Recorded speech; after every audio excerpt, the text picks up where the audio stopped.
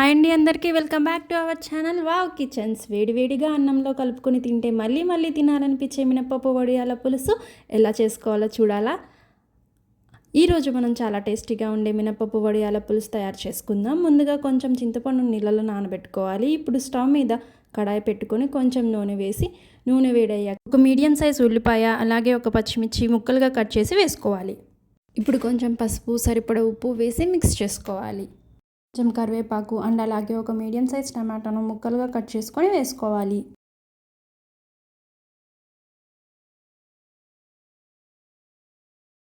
ఇప్పుడు 4 సన్న వంకాయలను తీసుకొని చిన్న ముక్కలుగా కట్ చేసి వేసుకోవాలి. ఇవి బాగా మగ్గే వరకు ఉంచాలి.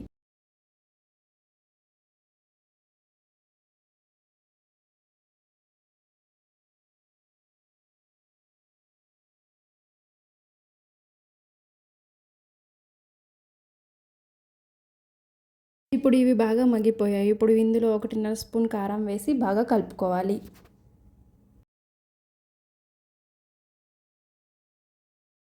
కలుపుకున్న తర్వాత ఇందులో నానబెట్టుకున్న చింతపండు రసం పోసి కొంచెం నీళ్లు వేసి పులుసు కన్సిస్టెన్సీకి సరిపడేలా కలపాలి. బాగా మరిగే వరకు ఉంచాలి. ఇప్పుడు ఒక చిన్నులపై రెమ్మ, అర స్పూన్ జీలకర్ర వేసి మెత్తగా నూరుకొని మరుగుతున్న పులుసులో వేసుకోవాలి. ఇలా వేస్తే పులుసు రుచి ఇంకాస్త పెరుగుతుంది.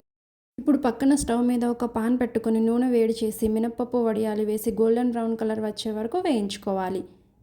ఇలా వేయించిన వడియాలను మరుగుతున్న పులుసులో వేసి మరో 5 నిమిషాలు ఉంచాలి.